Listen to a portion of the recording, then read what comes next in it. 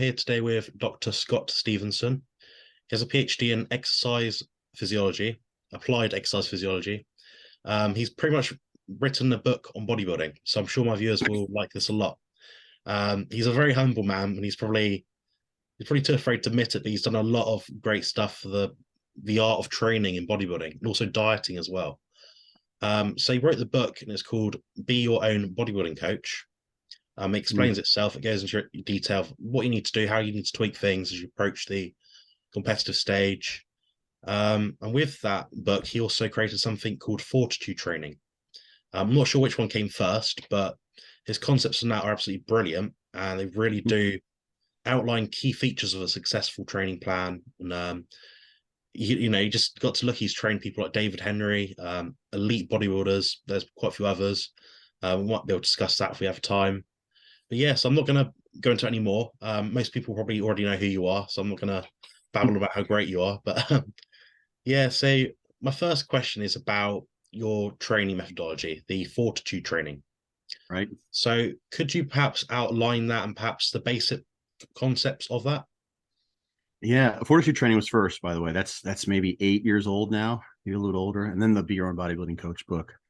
So, you said it's brilliant, but a lot of it's really kind of common sense stuff. What I did in the book is I just looked into the research literature, which I was familiar with, having been sort of a research geek for so long, but a guy who's been training for over 40 years now. And I just I used sort of a recipe to put together one formulation, which became what is in fortitude training.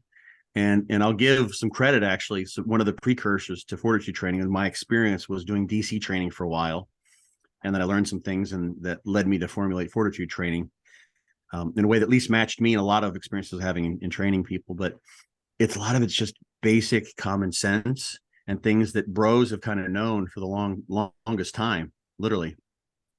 So the principles, and I've got a workshop that I do, training camp, when I go through the training principles and how I designed it all, and then go through how it's actually applied. But progressive overload and volume autoregulation are two of the big ones. So progressive overload, it's the name of the game. Literally, there has to be some sort of that, unless you're just an absolute genetic freak. And the context of that, really, that we have to keep in mind is that we're creating a stimulus to try to hack into our whatever genetic proclivity we have for increasing muscle size in response to the training overload. Some people can do whatever they want. They go into the gym, they look at the gym, they take a glance at the dumbbells and they get some growth. And other people have to really, really push extraordinarily hard to get that adaptation, because it's not the only one that's available to our bodies to adapt to the stimulus of progressive overload resistance training. Nervous system counts for, one way to think about it, I've mentioned this often on podcasts, is over the course of like a long training history where someone's focused on strength in particular, they might triple their strength from day one to when they're at their strongest, sort of the peak of their career, but they haven't tripled their muscle mass. And part of why they can get more reps is also simply from shifts in the enzymes in the muscle and the isoforms, the myosin, et cetera, et cetera. So there's all sorts of things that are really quite easier and less energetically expensive, that are ways that the body can adapt, in particular the muscle mass and the nervous system can adapt to the overload of resistance training. So you have to be careful. Progressive overload is part of the deal. And we have to account for the fact that the muscle can probably, in many cases, adapt to more than what the nervous system can. And that's where the autoregulation comes into play. So this is old school. You probably heard the stories that, Arnold and he was training with Franco back in the day, and they have a day where they come in. It's like, I'm just not feeling it today. And they just go to the beach. Let's just take a day off. That was something that Dante used to say. DC training is the standard is sort of a two-way split. It's DC training is whatever Dante has someone do. But if you go and you're training basically upper, lower 3 times a week, and you come in on a Friday, it's like, it's just not working today. And you take that Friday off, you come in on Monday when the next scheduled training day would be. Now you've had 5 days off basically. And you're on fire. So just that one day off. So just a little bit of autoregulation can extend your progress so you don't drive yourself into the hole. So that's super duper important, to be able to have a program that has that flexibility. When someone says, here's this 8-week program or 12-week program, and you just do it, and you're 6 weeks into it and you're like, holy shit, this is getting really hard, and there's no back off. My good friend John Meadows had that in his programs. He would do the programs and get a sense of what was required. And you could see when you do his programs, or if you read through his programs, he might be 6 weeks in. You're like, holy shit, if he has me try to do what I did last week, this week, it's just not going to happen. And just when you're about at that point, he'll pull back. So he would waive the volume and the intensification techniques, which we may talk about today throughout the program. And that was something John was auto-regulating as he built his programs. And that was something Dante suggested. And that's something I say is when it's time to take a break, it's either just skip a day, or you do what I call a intensive cruise. So you step back, and I sort of program that into a sort of taper during the training. So progressive overload, auto-regulation, it's a high frequency training program, but not high volume. So for instance, in one version of the program, you could potentially you would train legs 4 times a week, but you're not doing 15 sets of leg training 4 times a week. There's volume tiers in there to match the recovery of the person. So I built that in as well, at least as a guideline. A lot of people who train the hardest just simply can't train with high volume, but some people can recover. They have naturally better recovery abilities. Women tend to do better with higher volume stuff.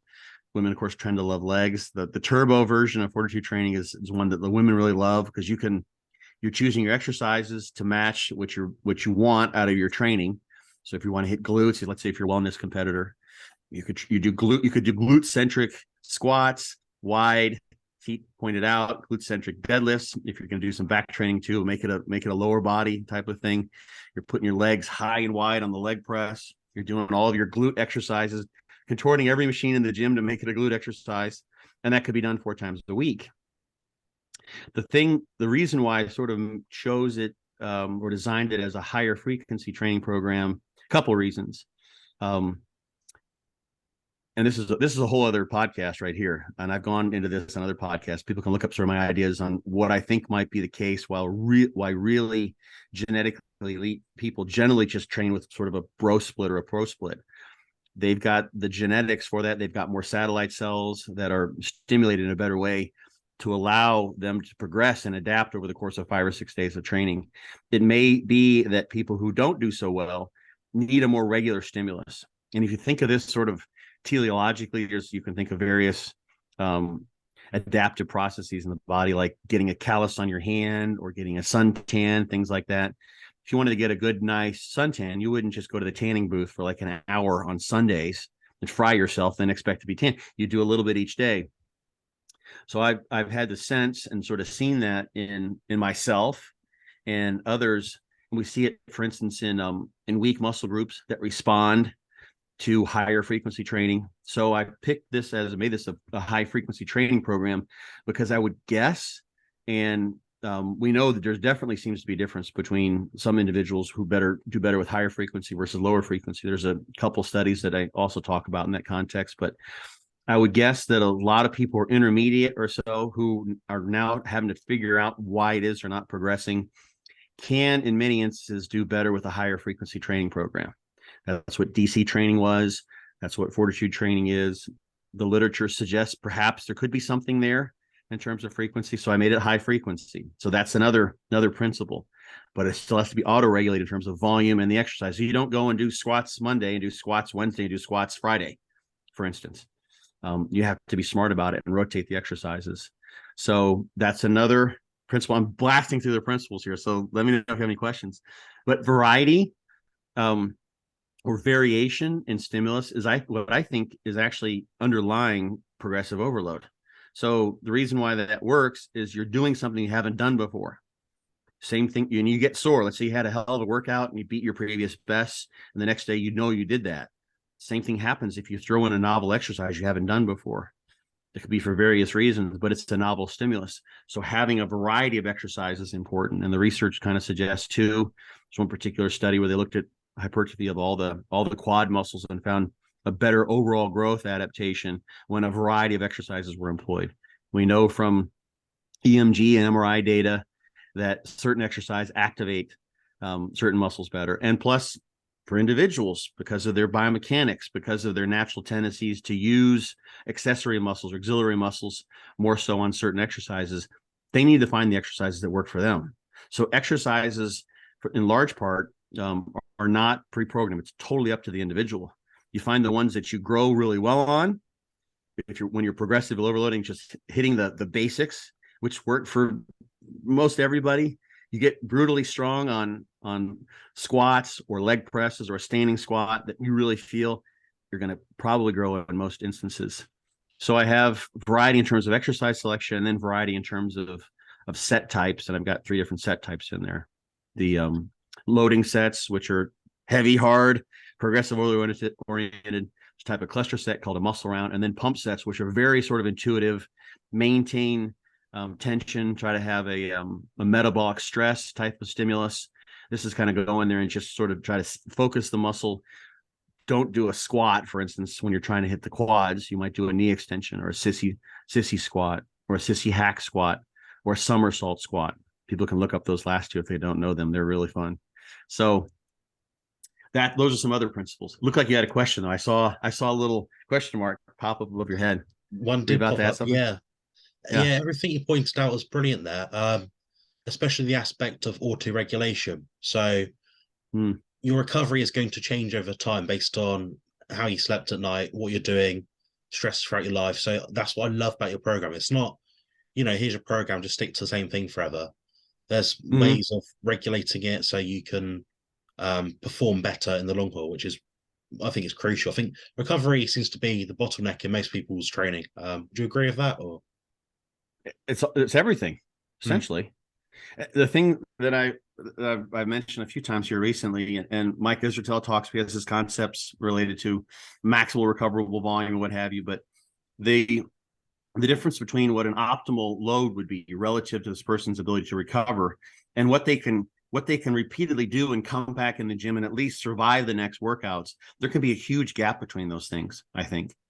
And I am certainly guilty of this. And I think a lot of people are of training too much, doing too much volume in combination with how hard they train. And we know, volume is the driver of muscle growth, or driver of hypertrophy, as people like to say. And that's obviously true. You've got a dose response in terms of volume. But my thought, and this is something that's going to be very hard to tease out scientifically, because we're talking about something that happens with advanced trainees who are going to be difficult to recruit as subjects. But eventually, my thought generally is that you're going to need to train extraordinarily hard to eke out progress that make you better than what you get in the first year or 2 of training. You're going to have to do things that most people aren't willing to do. And then you're going to have to learn how to balance how hard you're training, the fact that now you're someone who was incline pressing 185, and now you're trying to incline press 315. Those effort levels are sky high. In that case, someone might be enhanced, which was going to help their recovery, but they have to balance how much of that they're doing. And you've got this notion where you're trying to evoke a new adaptation, and you now increase the effort level, not necessarily the quote unquote intensity, psychological intensity you're putting forth. And you can only do so much of that and recover. So you're trying to make a more potent stimulus with each set, but you can't do so many of those and recover. So you have to have recovery balanced with the potency of the set, but you need more potent efforts in order to drive a further adaptation. So that sort of half of the bottleneck, you might say, is the recovery issue, and in the context of how hard you're trying to train or how hard you're training, which is going to have to, at some point, unless you're Flex Wheeler, or Paul Dillett, or some people who are just sort of known. I've heard so many stories over the years of guys who knew genetically elite people who just go in the gym. I saw a guy, I'm doing some podcasts and webinars in German. If any German listeners are interested, we can do that. I did one, actually Thanksgiving. I did one last week on Thanksgiving Day, as it turned out. And there's I forget his name, a new guy in the German scene who just got his pro card, I believe. He's a former power lifter. He's got a phenomenal physique, really round muscle bellies. He might be like a 212er, I'm guessing, by the time he gets in a full swing. And he's talking about his workout, and he trains hard. He knows how to. He's strong. He was a really good power lifter. He broke some long-standing records actually when he was powerlifting. But now he just sort of is approaches, just goes in the gym and he gets a pump and he's like, okay, that's it. I got what I needed. And that served him, and he's better than 99.9% of the people on the planet. Right? He's a pro at a very young age. He's got a great future, but he doesn't have to program his progressive overload. He doesn't have to pay attention. He probably has a very keen sense of what recovery means. There's a certain gift, and this is a psychological thing that's difficult. And I think this is why fortitude training works for some people, is because you're supposed to auto-regulate. That's part of the program. It's mandatory that you auto-regulate as you're doing this. And if you're someone who has incredible genetics and you go in the gym and all your muscle groups look better than everyone else, you're not thinking necessarily, man, I got to grind. If I want to get better, I got to push, because you already are better. You don't have that pressure. So you can say, you know what? Today's not the day to train chest, or today's the day to take time off. And they can step back and do that without sort of a healthy, a guilty conscience.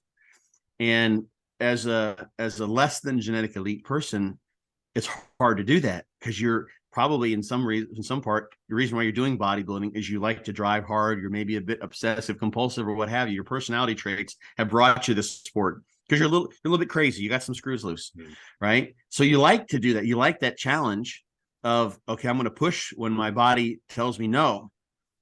And that doesn't further your progress in many, many cases. There are times like during a prep when you're dieting down, and an issue there can be this. Another issue is you get better at pushing when your body is saying, okay, this is the time when I should be eating and I should be sleeping and I shouldn't be working out this way.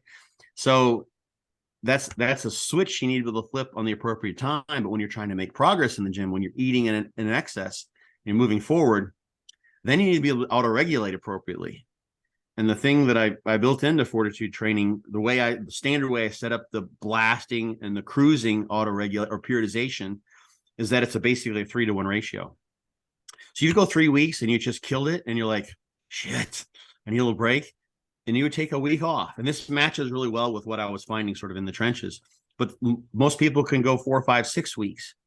If they go 6 weeks, then they would take 2 weeks off. It's not completely off. It's an intensive cruise. So it's a kind of a taper.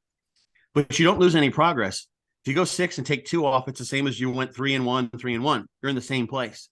So taking that break doesn't mean, oh shit, like my competitor's getting ahead of me, so to speak, or I'm backsliding because I'm having the break. It's like, no, that's when you actually can make the best progress. And that's what I've seen with clients who have never done sort of a taper or a deload or a cruise or what have you. And when they train really hard and they do that and like they're constrained to do that, they come back, and I've got some stories you may have heard me tell. Like guys come back and they can't even believe the numbers in their logbook. They're like, what the hell? I don't know. Do I not know how to count? Like how can these weights be right? Something's off here. I must have written down, I put down 12, but I got 22 this time. Maybe I got 22 last time. Like what's going on? I don't believe it. Because they're actually harnessing that functional overreaching phenomenon, which isn't always going to happen every single time, but it's available, I think, for people who train really hard. It's not overtraining, but when you push, and then when to pull back and you relax and you eat enough to move forward, then you can take a step forward, and you're literally harnessing the stimulus and the recovery in terms of the sort of we'll call it physiological momentum, which is making up a term here, but you're harnessing what you put in place during those weeks of training, and you're recovering. And there's actually one study where they, sort of a case study where they actually did this in a high level. I think it was Norwegian strength athlete, and they saw, I think he did like 2 a day training, and he went like 6 days on and 3 days off, something like that, and 6 more days, and he was just totally beat. And they followed with muscle biopsies the progression of his muscle size, and he had a rebound in size that only was evident 20 days after the last of those training sessions. So that can happen.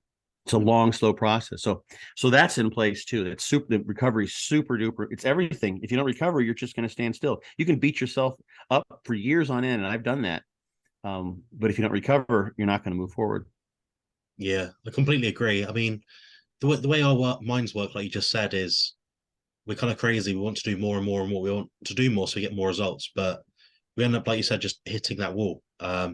So almost it's like we have to take one step backwards through like the deload, the auto-regulation to take two steps forward. So yeah, there's that aspect of it. I wanted to ask as well about, you mentioned genetic outliers. So some people, Flex Wheeler, Paul Dillec, can go in gym, do a set of 20 reps of some, 10-pound dumbbells, get like 22-inch arms. Then Right. guys like me and you might have to work a bit harder than that. So what have you noticed in the trenches? So I know there's like an average set of people that will respond to this, that, or the other. How much is it so that some people are hyper responding to training and some people are not responding to training? So would you say 80% of people are in the middle and 10 each side, or what sort of amount would you think?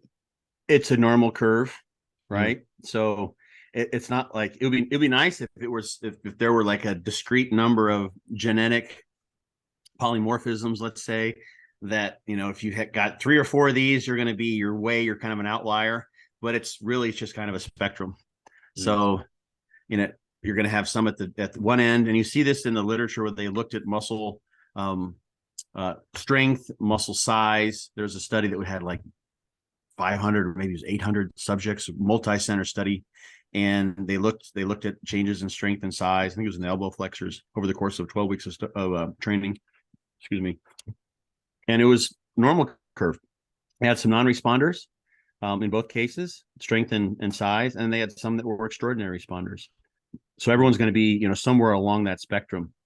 So it kind of depends. It's sort of like IQ, right? You've got people who would qualify for Mensa if they're above 135 on the IQ. That's the top 2%. Would you say they're geniuses? Like maybe some people might refer to that level of IQ a genius.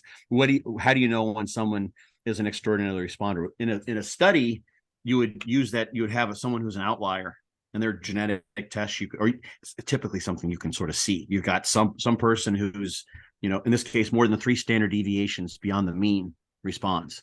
Mm. So that's going to be like 2%, right? And there's going to be 2% that on the other side. If you're considering one standard deviation, and then you're on the good side of the midpoint.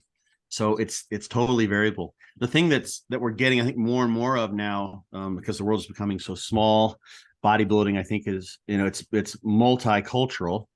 Bodybuilding's huge in India. Bodybuilding's huge in Brazil. There are tons of people in Brazil who are doing fortitude training. Interestingly enough, I get tagged all the time, and I keep on hearing, you should get down here. I need to learn. I've got the German. I'm doing okay with the German now, and I need to pick up Portuguese, right? Because that's the market where I could probably be reeling it in, at least as far as teaching people.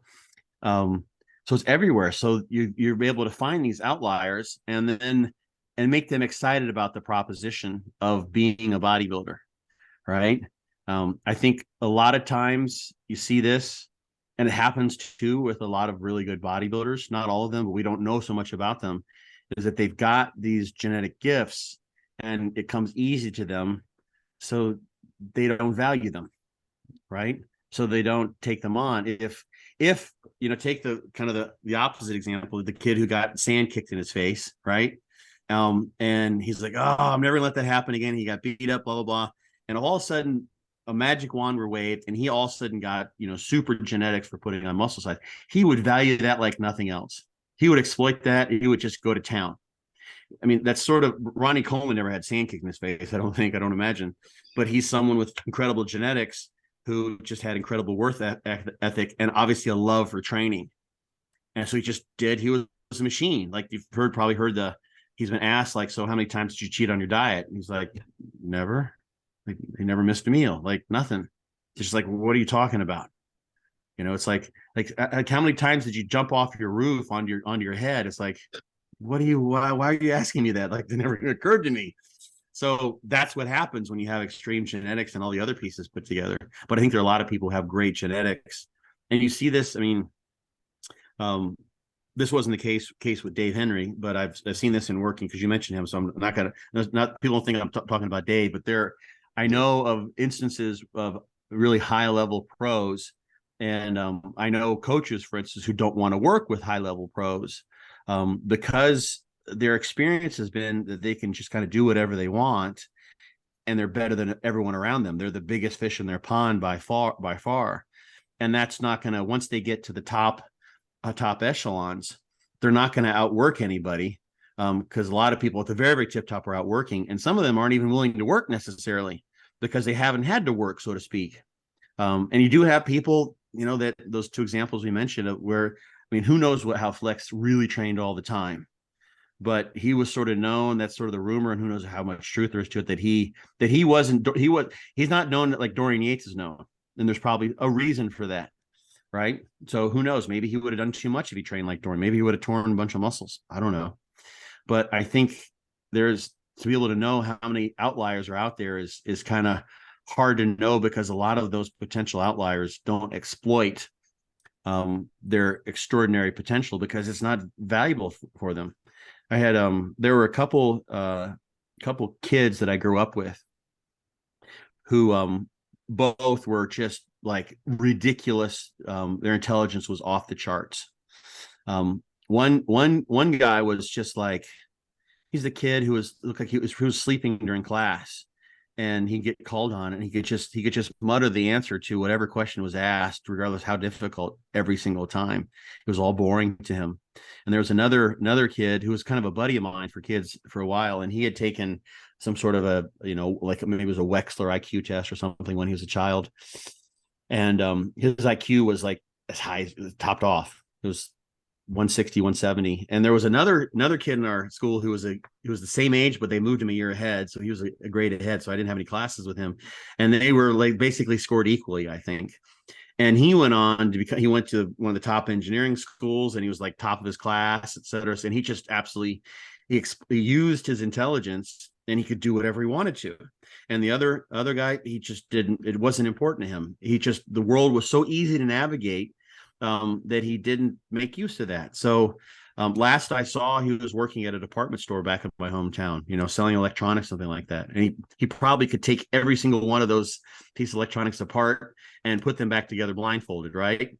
So squandered talent, so to speak, but it wasn't what floated his boat. So he didn't become, he didn't come up with 50 different patents, for new kinds of electronics, or develop software, or become the genius inventor that he could have, because it just didn't float his boat. It wasn't his thing. So I think there's a lot of people out there that we don't know about who just don't exploit their genetics because they don't care. It doesn't matter to them. Yeah, So, I mean, I completely agree. I've met people before. You look at them and think, God, you're strong. God, you're fast. Your muscles and shoulders are like this, that. You look like a bubble man sort of thing, like Phil Heath. And I'm like, yeah, what do you do for training? Oh, I just do a set of curls and some chin-ups at home. I'm like, forget it. yeah, Right, get off. right. And I see that so often. But like you said, it's when you couple the hard work with the talent, that's when you get the elite people. David Henry, Mm-hmm. Phil Heath, Dorian Yates, any of these people, they all have to work hard to get to that level. It's just some people's capacity to work hard is different to others. And how they perceive it as well is quite important. So I have It's one more. genetic partially too. Definitely, yeah, I completely agree. I have one more question actually before we wrap this up, and it's about Mm-hmm. your use of exercise intensifiers. So that's something like a muscle round. Mm. People call them, as myo reps, drop sets, rest pause, negative. All these different things. Forced reps. What ones do you like to use, and in what cases would you use them? I consider a muscle round a set type. It's it's just kind of semantics, I guess. It's harder than in a way, it's harder than a straight set. Potentially depends on how you execute it, but I've made it. It's different than a straight set. But yeah, and all of those can be added to a program. The thing for most people who can't just go in there and kind of wing it and throw in drop sets or whatever, and just and there's something to say for doing that, though. Those individuals are also auto-regulating. They're just doing it very smartly. And a lot of times guys who are going to the gym and they've never trained with a log, but they don't need to. They know what weights they're using. You talk to some of those guys and they know exactly what weight they're going to use on everything. And they're maybe paying attention to who else is using what. So there's something driving them other than a logbook to get stronger or to get more reps. So many guys over the years I've seen in gyms, they train with their buddies, and there's this competition between them. Like, how much can you, like, oftentimes, a lot of times it's the bench or whatever it is. But those intensifiers, if you're someone who's programming, like I don't have drop sets. I don't have any of those things built into fortitude training, actually, but ways those can be used, and there's good use for them, is added in some measure to a programmed, or at least a logged portion of the training, so you can measure your progression. So this came up on a podcast just last week, doing forced reps. So you take a straight set to failure, to concentric failure. You've got much more strength on the eccentrics than you do on the concentric, and the speed of movement, and you don't have hardly any fatigue on the eccentric. So depending on the person, how much pain they're willing to endure, you could take a set of 10 and you could do 3, 4, 5 negatives with that, as if you're getting good help on the concentrics. The concentrics are really what produce, I would say, 90% of the fatigue that you get during a set. Depends on the person, depends on the muscle, depends on how controlled they are. The execution in terms of muscle activation on the concentric versus eccentric can also vary. People are maybe aware that they're doing that. They may lift more with their chest and lower with the shoulders and triceps, for instance.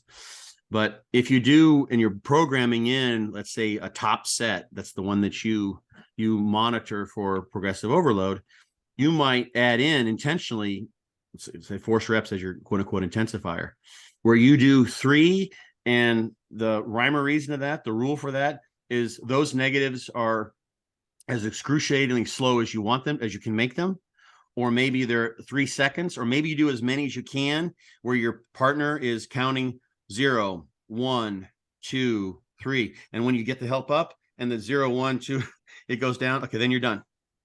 So you can simply, you've got, how many reps did I get? Those need to be progressing. So if you're adding, for instance, force reps, and your sets are going from 12 reps to 11 reps to 10 reps, on that workout day with that exercise, when you come back and log it, then you're going in the wrong direction, probably. Don't think I'm just going to add more intensifiers and I'll get the same stimulus. Like, no, there's probably something going on that you're not getting those reps. Either you're literally overtraining, that your performance is regressing, or you're sandbagging because the force reps are coming and you're want to avoid the pain. So those can all be added. John Meadows called them challenge sets, where you just kind of take a weight and you just sort of wing it, and you just like, I'm going to just go to fucking town on this thing. It's kind of a high rep thing, and you just let loose. But those, I think, need to be on a background or in the context of some program training that you have control over, that lets you know what effect those are having.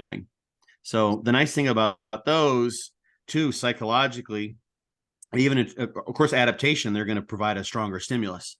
When you're doing max, literally what you're coming close to max effort eccentrics, there's going to be a lot of muscle mass, not all of it. You simply can't activate all of it probably during eccentrics, but a lot of it's going to be activated, and you're going to be producing potentially a lot of muscle injury, a lot of soreness, and setting yourself up for the remodeling process of muscle growth in a way that you're not going to get from the not effective reps at the beginning of that set. So those are beyond effective reps, you might call them, beyond failure training, to use a term that's been out there for a while. So people can look up Trevor Smith if they want to see beyond failure training. He did some crazy stuff.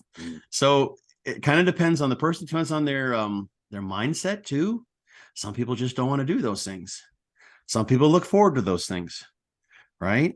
So with fortitude training, the set types, you're not taking every set to failure. Like on a loading set, if it's a compound exercise, you're not going to try to do 3 sets of squats to failure, because if you actually do fail, you got a heavy loaded squat bar at the bottom of the safety rack, because you've done it in a safety squat rack or a safety rack. But those are brutal. You're going to failure. Same thing with the muscle rounds. There's only one failure point in there. The pump sets are going to failure. So some people just don't want to train that way. Some people, that's just not their thing. Like, to actually go to failure. Not that you can't train with fortitude training. Your version of failure is just different than someone else's. Some people, they might have a grinding set. You're like, okay, there's no way in hell I could put as much E-stim on that muscle. All the muscles, there's nothing left. They simply couldn't contract any harder to produce another concentric rep. That's it. You're done. And other people, you see the last rep looks kind of like the first rep. There's no velocity slowing. You're like, okay, but this is your failure. So if that's all you can give and you're progressing, if your reps are going up with that level of failure, then that's fine. And then some people, they find they do better. Maybe they're more advanced. They need to add those intensification techniques in with constrained amount of volume. So they do that in a way that they like, whatever matches the exercise. So I was saying, so for instance, if you're going to add force reps, that's not going to lend itself well to doing for barbell back squats. Probably, I've seen people do it, but that can get pretty dangerous. Plus, you're doing overload negatives on a squat. Wouldn't want to do that. You know, you're not going to do force negatives on a squat. Although I've done these things in the past, actually, wouldn't you know? If someone's trying to move 4 plates back and forth, not a smartest thing. But other exercise, you can do these things. So which of these intensification techniques you would apply would be very much exercise specific, and you don't necessarily need to do those. That's the thing. We sometimes we like to train that way, but it's very possible, especially if you're someone like me who stays sore for a long time and gets sore pretty easily, that you don't need that. You know, battle just hammering yourself into oblivion may not be the best approach. So hopefully that kind of covered the intensification techniques. They're great, but they have to be dished out in the appropriate measure. Yeah, I completely agree because I coach people all over the world with different training methodologies. I use a lot of the stuff that you sort of teach and talk about in your podcast and things. And yeah, the amount of people I put on programs with these intensifying techniques is very slim. There's not many people that have reached that almost like training age and advancement to necessitate needing these sort of things. A lot of people I train are almost like novices, so they need to build up that sort of base strength, base level, base mind muscle connection. So I think there is definitely some application issues that some people might have. So what are your plans looking forward then? So I know you did a competition a while ago. Are you looking to another one in the near future, or? Man, I so want to get back on stage. The thing that kind of holds me back is I've got so many muscle. Speaking of, you know, the wear and tear of training, I've got little muscle tears everywhere, pretty much. Both calves have been torn up pretty bad. Literally, calves are the only case where I've actually sort of felt something happen. And then I just kind of notice, okay, you got a little tear there because I'm basically blasting through whatever pain I'm feeling. So I've really not had like a truly diabolical injury, like blown a disc while I'm training, but I've had so pretty much everything. Actually, I did have one that was kind of diabolical. That's a whole other story. But I just actually, it happened to the very first rep of a set that I did like 8 or 9 reps on, just blast through it. So anyway, back to the competing. I've got such a loss of symmetry from that. It's sort of like I could do it. It might be kind of cool to get up on stage and be the guy, look, holy shit, look at this guy, you know, he's torn to bits. But it's certainly not going to win any shows or what have you. But I the thing for me is I need to figure out, and I've got some ideas. I'm not gonna promise anything, but I may give it a go again, because for me it was always about trying out either new things that could make me better, or just trying out things that I could then turn around and help clients with. So like the last time I competed, I want to see how I looked when I brought my weight really, really far down, and I had to do some stuff that I would never suggest unless you want to intentionally lose muscle. I was eating 1 meal a day for like 6 or 8 weeks, something like that. But when I carved up, and I've talked about this on my podcast, the carb up process was awesome. I had to watch out for cramping. I think I solved that issue, but literally when I carved up, I put on, I think 6 pounds of muscle, no water retention at all. It was absolutely obvious. It was badass. It was like, there's no, usually I do a fill and spill method, but I couldn't do that because I had to make weight and then get on stage the next day. And I practiced this a couple of times. And when I carved, it was beautiful. So I learned a lot in doing that. You know, I did some practice run afterwards. I did it as well in the following week. So I went for weeks and weeks. At one point I was going months without any carbs, and then add back carbs in. I wasn't carbon sensitive. There was no issue there. I loaded it really, really well. So those sorts of things. And I like to use that time to explore something that I can then pass on to others. So that would be part of why I'd want to do it. And part of it too is I just moved down here, and I've been trying to take care of my dogs. A couple of my dogs have gotten older. One's had cancer. The other one's got Cushing syndrome, and she's have some hind limb weakness. So I'm spending those days with them as a caretaker as much as anything, because they've been with me for a long time. So we'll see. It's not over till it's over, as they say. So you never know. Yeah, I'm sorry to hear about your dogs. I sold one recently because, long story short, we couldn't look after the 2 dogs that we do have now. And I've got a spine disease. So it means, like people ask you, they ask me, when are you next going to compete? And I'm like, I'm not sure when. I mean, I've got quite a good back already. Like my back development's pretty decent, but I'm looking at it from the aspect of like the symmetry, like you said, like having an upper lower balance. You know, being able to train my legs as hard as I need to. It's gonna be very Yeah. difficult. So I can relate to you there. Yeah. Do you have a hip squat belt? Yeah, that one is at one of the gyms I use. Yeah. I would suggest, I mean, I didn't ask, this unsolicited, but this has Mm, helped kind of help some other people. Ironmind.com, they make a hip squat belt. I think it's like 110, 120 bucks. It's a phenomenal piece of equipment. There's some other ones out there in the market too, which I think are good, but these guys have been doing this forever. It's a better hip squat belt than what you see on most hip squat belt machines. mm, And you can use it on a Smith machine. It's a great belt for doing weighted dips and weighted chins. I just pack it in my backpack. It's been in my gym backpack for, I don't know, probably over a decade at least. And it's brilliant. You have to get the right size to fit your waist, but it's highly adjustable. And you can do also, you can do, gosh, you can look at I got some pictures of, you can actually do a lap squat where the bar sits across the front of your lap with that, put a pad on the bar and cinch it up tight. mm. That's a great leg exercise, hits the quads, and you go really deep on that.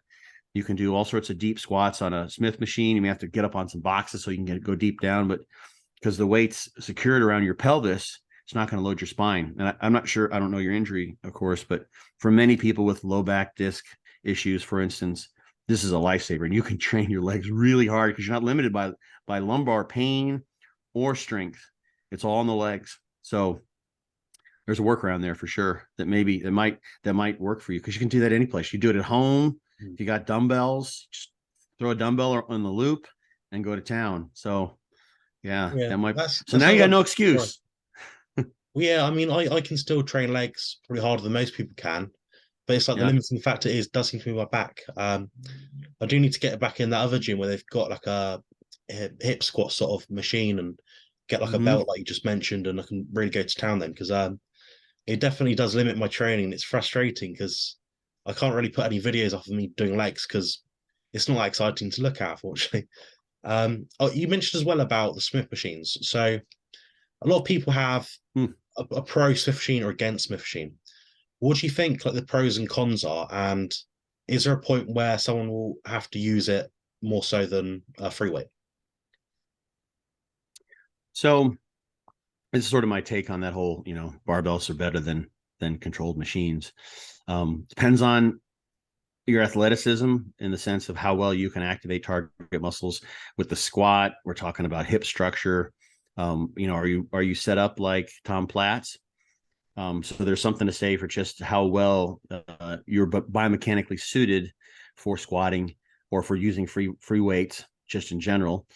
Um, and there's something to say for developing the mentality that comes with you're doing this basic foundational exercise and you're going to see how strong you are compared to everyone else.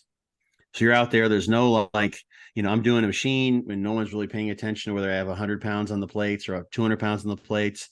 Everyone knows, especially your guy, we all have egos. You go in there, it's like, I'm benching 95 pounds, right? I'm benching 40 kilos. It's like, okay. It's so you don't let that happen. So there's something to say for doing those foundations, because then you're comparing yourself and there's some drive, the competitiveness will come out. And some people want to avoid that, right? Because they don't like being in that uncomfortable position where they're the weakest guy in the room, so to speak, or what have you.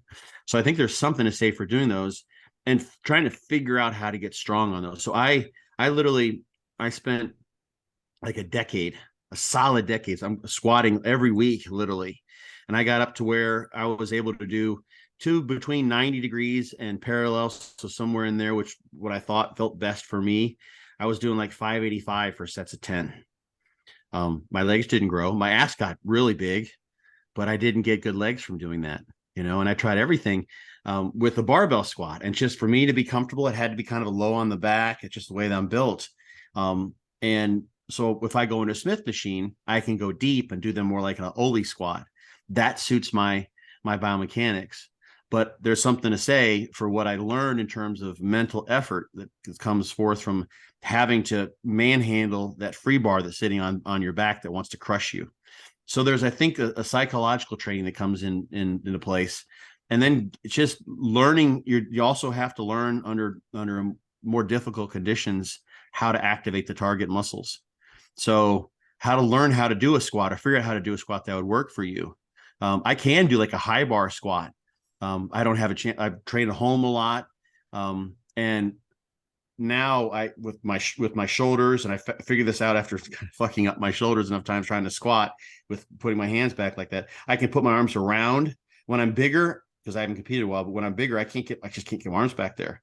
So I use a top squat bar attachment, which people can see on my Instagram channel. So I still prefer a Smith machine because it constrains you to that plane. And then I can, when I drive up, depending on whatever coordination I want to use, I want to make this a quad exercise, it's still going to go straight up. If I tried to hit quads the way I do on a Smith machine on a barbell, I would just fall over on my ass. It just wouldn't happen. So it allows you to have a mind muscle connection and drive with the muscles you're trying to train and do things, of course, that you just can't do with the free weight. But there's something to say for having to learn how to turn on the right muscles in a coordinated fashion that comes from free weight training. And it's something that comes from learning how to train hard, just moving heavy shit. Pardon my French. There's something to say for that. And you can go a long way in that direction. But I got really strong on those squats and I got some growth and I saw where it happened, and that it didn't seem to pan out where I wanted it to be. So, but I think 10 years was a solid, pretty solid effort to go and getting as strong as I eventually got on those, but it wasn't the right thing. But Smith machine was better for me, and other standing squat machines and other, hack squats, etc. So the Smith machine is brilliant in that, but I think when people are using it because they're looking for an easier route, rather than a way to make the exercise more effective by better being able to target the target muscle, then it's becoming an out, right? So I would suggest for most people, unless they've got like a spinal injury or something else that's really limiting them, go and spend 2 or 3 years getting really good at those exercises, the basic core exercises, and getting decently strong for your size. And you're going to get something's going to happen there for sure. And it wasn't like my legs were small. I just wasn't getting the growth that I wanted relative. And my legs, I've got some pictures of me on stage and I'm looking, and I even got this comment sometimes. It's like, Jesus Christ, your glutes are ridiculous. They got really big doing those exercises. So yeah, give it a go, train as hard as you possibly can. If you literally exploit everything you can, and then you find, now if I go to a Smith machine, or I go to this other machine, or I do a different type of squat, I do a front squat or what have you, and now, holy shit, now I get good activation. Then you got a pretty clear sign. That's not necessarily my exercise, but here's the thing too. You can always just go back to that. So it was a couple, maybe 2 or 3 years ago, I went back just because I wanted to, because I like squatting. It's not that I don't like the exercise. I like it because it's so challenging. And I went back to doing Widowmakers on a barbell squat with the top squat attachment. And I put a series of videos I don't know how many I actually posted, but I was going in, I think I was squatting with, was it 315? I can't remember if it was 2 1/4 or 315, but I was squatting and I went in there like that was my last thing I did on leg days, was see how many reps I can get with that. And it was whacking me because I hadn't squatted for a while. I hadn't done heavy barbell squats. So even though it wasn't, in the long haul, the best exercise, if I were locked into one exercise for building my legs, barbell squats wouldn't be it. With the lighter load, I could go a little bit deeper, be a little more focused on what I'm trying to activate. And because it was novel and new and I was progressing, I was able to get those sort of newbie gains out of exercise because I came back to it after many years. And this is after 38 years of training at that time or something. So you can bring those things back in. So yeah, don't throw the baby out with the bathwater. Those can be effective even if they hadn't been in the past, just because it's new and novel, like we talked about at the beginning of the podcast. Variety is the spice of training. The variety is it's the spice of the overload, essentially, is that you're doing something you haven't done before, or attempting to do something you haven't done before. So yeah, all tools have their use in some way, shape, or form in most cases, I would say. Yeah, completely. I think that's great because a lot of people get dogmatic about certain exercises. There's a time and a place for lots of different things, and you don't have to just do, Dorian Yates used to say he used to do the same workout for years, sort of thing. And it's like, you didn't have to do that. It's just what he did. A lot of people do different training methods. Mm-hmm. I use probably 95% of what I do in the gym is on a machine of some sort, like a guided machine. It seems to work all right for me. Then there's other people that, they grow more from having more of a compound exercise, so like a barbell squat, a barbell row, anything like that. Yeah, it's definitely a time and place. So before we wrap this up, how can people find you online? It probably won't be too difficult, but Fortitude_training on Instagram. I hate that I have to use Instagram, but it's just kind of the easiest place. Everyone's there. Or you can just Google Scott Stevenson bodybuilder. You'll see my webpage. Get my email there and contact me there. But I check my Instagram. I have I call it an Insta poop. It's when I check my Instagram. I get on the toilet. Stuff reminds me to do it. And yeah, I respond to all my emails. It's not always on the pooper, but so I try to check Instagram daily to hear back from people and help people out. I get lots of questions, so I try to respond. Unless it's really strange, I respond to pretty much everybody. Brilliant. Do you have any like programs people can purchase, or where can people find your book? You can go to fortitudetraining.com, or I think I have fortitudetrainingsystem.com, or fortitudetraining.net, or Dr. Scott Stevenson, drscottstevenson.com. That'll take you there. Fortitude Training Products is the link, and you'll find it. I was begged and pleaded for some sort of daily trainers, some John Meadows style trainers, like tell me what to do, which exercises to choose, and to execute Fortitude Training. I literally had about 15 or 20 people. Some people were just hounding me for that. So I made a couple of those. I don't suggest people buy them. They're nice. Unless you, for whatever reason, some people don't learn through reading. Sorry, I'm getting a phone call here. I'll have to go in a couple seconds. I had someone calling it at noon. It's all good. I don't suggest people buy those because Fortitude Training gives you the availability to auto-regulate, choose your own exercises, do what's there's a learning process there. But if someone doesn't learn, they can't quite get it from the book. If you buy your book, you have free access to my discussion board. I go on there pretty much daily as well, and I answer questions. I've been answering questions for like 8 years. So everything about the program is there. You can do it yourself. It's better to choose the exercises that work for you. What I've got in those do-it-yourself program, or those downloadable programs, are more expensive. You can do that just to get your feet wet if you want, but you're missing out on all the features of auto-regulating, because you get 6 weeks into those programs and you're dead.